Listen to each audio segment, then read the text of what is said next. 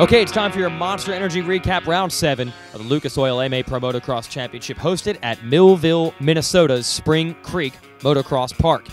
Let's go to the 450 class. That's the order they raced today. Moto number 1, Chad Reed, a good start, your series points leader, running the red plate on his Rockstar Makita Suzuki. But Josh Grant on the 33, Joe Gibbs Racing Toyota Yamaha on fire early. Gets around a couple of Honda riders, Andrew Short, Ivan Tedesco.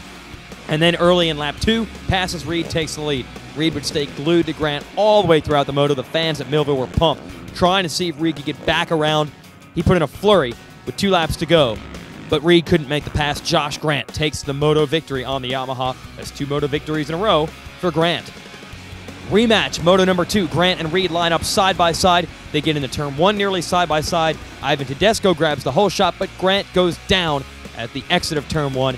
He picks himself up in 36th place. Scratch Grant from a shot to win his 2nd straight overall.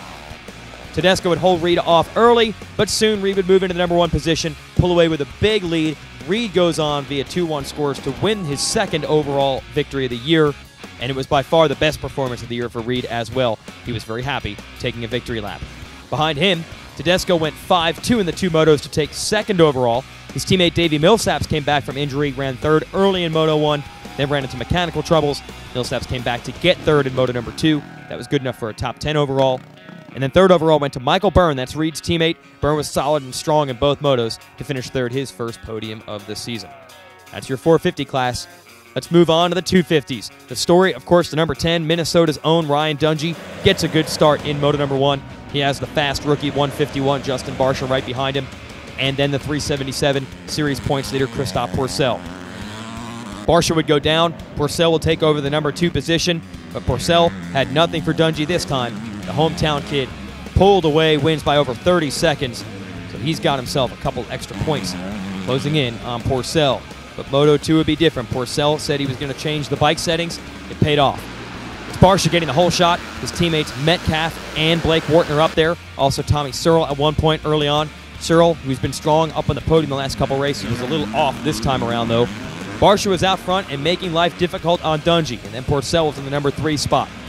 Finally, Dungey's able to get around Barsha. Pourcel immediately gets around Barsha as well, and the fans here at Minnesota got the battle they wanted to see. For the first time since the opener at Glen Helen, it was Dungey versus Pourcel one-on-one. Pourcel would not let Dungey off the hook. They pushed the pace faster and faster and faster, staying within about 10 bike lengths, until finally Pourcel goes over a berm and goes down.